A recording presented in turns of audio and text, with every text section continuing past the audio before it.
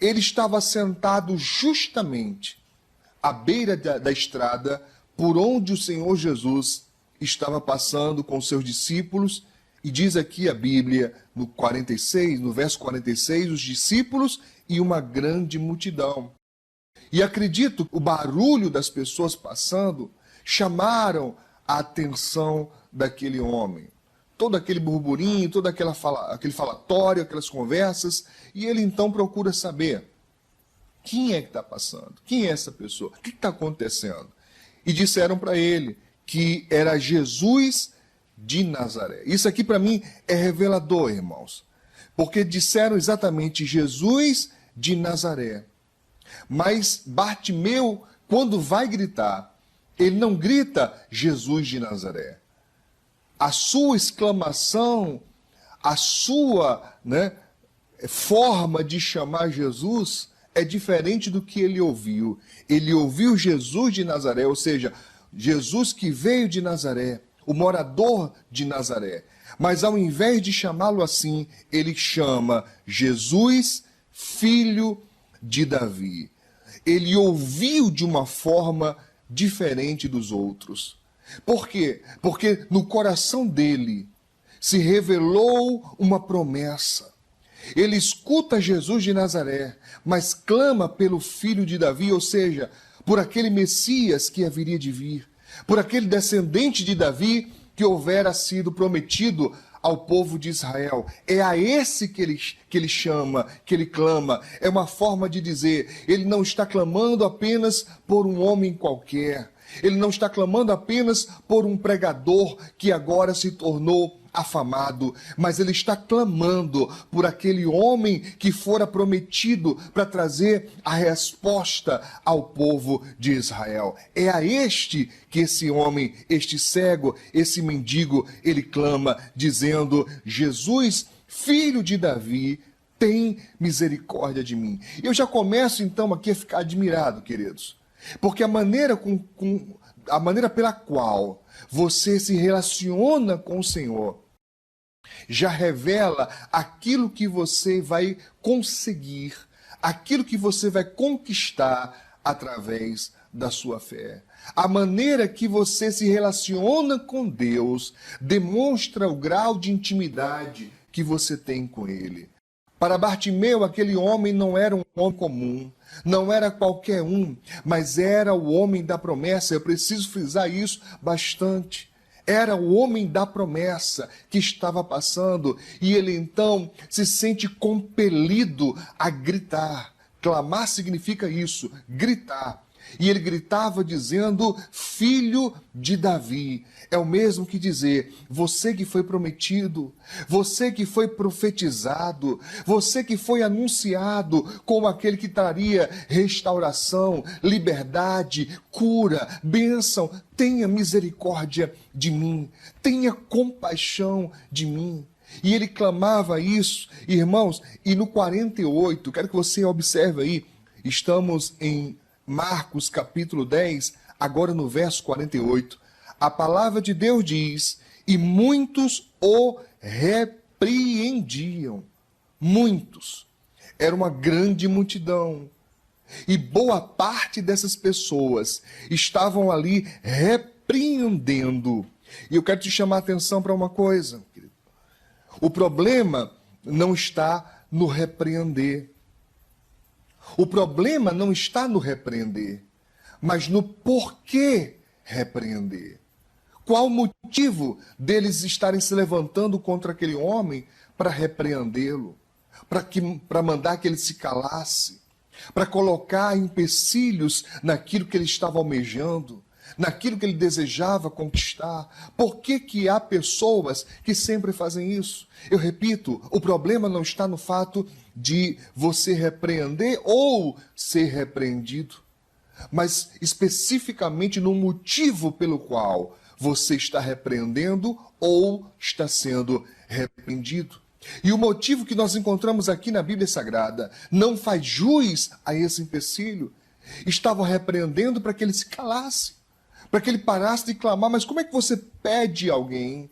Ou como é que você tenta impedir alguém de parar de clamar por uma vitória, por uma mudança de vida, parar de clamar por uma vida melhor? Era isso que eles estavam fazendo, né? O motivo deles era para que ele se calasse, né? É tentar fazer com que a meta da pessoa não seja alcançada. E eu vou te falar uma coisa, meu irmão. Cuidado quando você vai repreender alguém que está lutando. Cuidado quando você vai dizer para alguém, é assim mesmo. É desse jeito. Cuidado com isso, porque eu tenho dito e vou repetir aqui, só sabe quem passa. Nós podemos, a partir de uma premissa, a partir de uma teoria, imaginar quão difícil deve ser. Nós conseguimos. Somos pessoas inteligentes, podemos conjecturar. Deve ser muito difícil passar por isso. Deve ser complicado passar por isso. Mas, de fato, eu acredito que só sabe como é quem passa. Passa por quê, pastor? Pela dor, pelo problema, pela dificuldade. Então, ao dizer para alguém, cala a boca, pare de chorar, pare de clamar, pare de pedir, você tem que ter muito cuidado, porque só sabe quem passa. Estavam falando para aquele homem calar a boca, mas nenhum deles estava vivenciando o que ele vivia. Alguém aprisionado a uma deficiência, não é como hoje, que um deficiente visual, um cego, ele pode ter uma vida praticamente normal. Praticamente normal. Muitos cegos, ao contrário, vão se sentir ofendidos se você o classificar pela deficiência. Ele não é só a deficiência. Ele pode ser uma pessoa produtiva, ele pode se tornar alguém, não é, independente, pode se tornar uma pessoa, claro, com suas devidas limitações, mas alguém que consegue viver. Mas naquela época era diferente.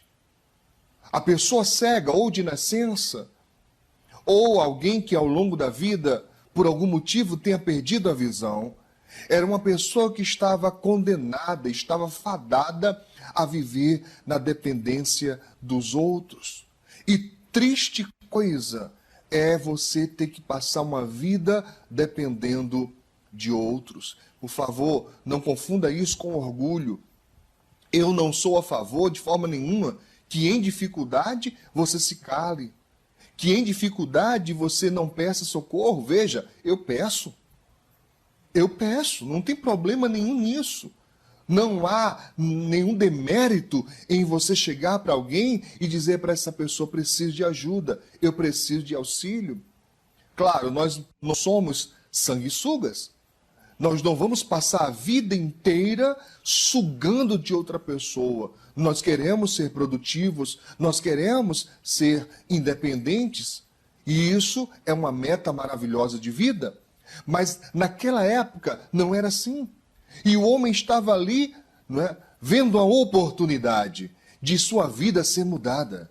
E ao invés de ajudarem, ao invés de estenderem a mão, ao invés de darem apoio, a multidão fez o quê? Repreendia. Isso é muito importante. Mas ao receber a repreensão, estou ainda no verso 48 de Marcos 10. Receber a repreensão, ao receber a repreensão, o que Bartimeu fez? Ele ficou intimidado? Ele ficou, não é, escondido na sua, né, debilidade? Ele ficou com medo? Negativo, nada disso. Muito pelo contrário, diz aqui o verso, mas ele clamava cada vez mais. Cada vez mais ele clamava, né? Você então, irmãos, eu quero que você guarde isso no seu coração. Você então precisa aprender com esse homem. Eu preciso aprender com ele. Nós precisamos. Quando a multidão se levanta para tentar impedir você de conquistar, quando a multidão se levanta para tentar impedir você de vencer, você e eu, nós precisamos agir como agiu Bartimeu, clamar cada vez mais. Significa dizer, gritar cada vez mais alto. Escute o que eu estou te falando. Existem dados momentos da vida que sim, precisamos ficar quietos. Precisamos ficar bem quietos. Como aconteceu com o apóstolo Paulo, até se fingir de morto, porque está sendo apedrejado e não quer morrer. Se finge de morto para passar a situação. Mas isso não pode ser para a vida inteira. Você não pode ficar assim a vida inteira, só recebendo a pancada, o tempo todo pancada e calado, o tempo todo... Não, meu irmão, tem momento que você tem que gritar. Tem momento que você tem que pedir socorro. Tem momento que você tem que dizer, chega, eu quero vitória. Eu não aguento mais ficar aprisionado nessa situação. E isso aconteceu com Bartimeu. Ele aqui mostra para nós um segredo maravilhoso. Nós precisamos diminuir, escute isso, nós precisamos diminuir o volume da multidão e aumentar a voz do Espírito Santo no nosso coração e na nossa mente. Diminui o volume da multidão. Você está no meio dela, ela está te circundando, não importa. Se prepara para essa luta. Se arma espiritualmente, diminui o volume da multidão. Eles estão gritando, mas não pode entrar no seu coração. Eles estão te repreendendo, mas isso não pode limitar você. Diz aqui a Bíblia Sagrada que a multidão mandava calar, aí é que ele gritava cada vez mais. E você, como é que você está reagindo com essa multidão de problemas que te circundam o tempo todo? Essa multidão de situações difíceis que te pressionam e pressionam e pressionam. E às vezes você se sente sufocado, sufocada. Parece que a sua alma está sendo esmagada. Você se deita, parece que tem uma tonelada em cima de você. É uma agonia, não há descanso, não há sossego. O tempo todo pressão e pressão e pressão e pressão. É a multidão de mal. Porque essas pessoas aqui não estavam sendo direcionadas por Deus. Elas estavam seguindo Jesus, mas não estavam atendendo os seus ensinos. Isso é muito importante, porque às vezes você se engana. A pessoa ela vai na igreja, a pessoa ela frequenta uma religião, isso pouco importa. Essa multidão estava seguindo Jesus, mas não havia compaixão, não havia o principal, o que é o cerne do cristianismo, o seu ponto crucial e fundante, que é o amor. Eles não demonstraram um pingo de compaixão para aquele homem. Ao invés de ajudá-lo, de auxiliá-lo, alguém pelo menos perguntasse: o que está acontecendo, Bartimeu? O que você quer, rapaz? O que eu posso fazer para te auxiliar? O que eu posso fazer para te ajudar? Não! Eles mandavam se calar. E você sabe como é que é a multidão, meu irmão? Você sabe como é que é a multidão? Escute uma coisa. Eu tenho dito assim, aprendi e tenho dito. Uma pessoa, ela é inteligente, mas a multidão, ela tende a ser burra. A multidão tende a não raciocinar. Observe, em um ambiente fechado, por exemplo, um teatro, um cinema, seja lá o que for, se acontece um incêndio e só tem uma porta estreita, as pessoas não pensam, não, vamos passar um de cada vez que dá. Ninguém pensa assim. O pensamento é passar todo mundo ao mesmo tempo. E quem cair é que se deu mal, porque vai ser pisoteado. Porque as pessoas não estão pensando, não estão raciocinando. Então isso é uma indicação que eu tenho que ter muito cuidado com a multidão. Há um ditado popular em nosso país, muito conhecido, que diz que a voz do povo é a voz de Deus.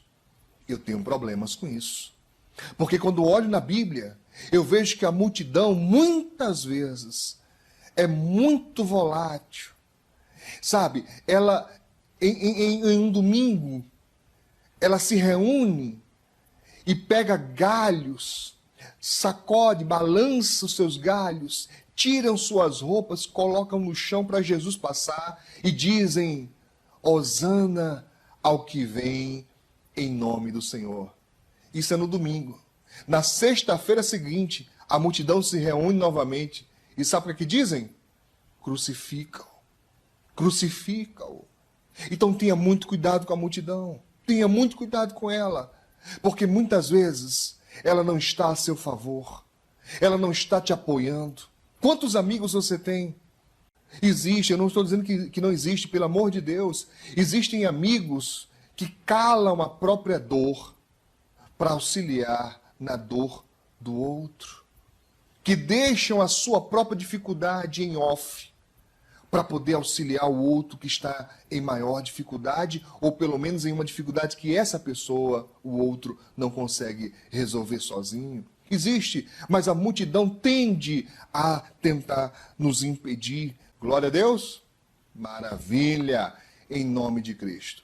Então que Deus possa abençoar a sua vida em nome do Senhor Jesus. Meu irmão, se essa mensagem de alguma forma te abençoou, se essa mensagem de alguma forma trouxe para você algum ensino, eu não peço nada além do que você abençoar o meu ministério compartilhando essa mensagem com todos quanto você puder. E uma outra forma que você pode fazer para abençoar o nosso ministério é se inscrevendo no nosso canal no YouTube. Clique aí nesse botãozinho de se inscrever. Se inscreva, curta os vídeos, compartilhe essas mensagens. Irmãos, isso vai ser bênção na vida de muita gente. E você ainda vai estar incentivando o nosso ministério. Então se inscreva no canal.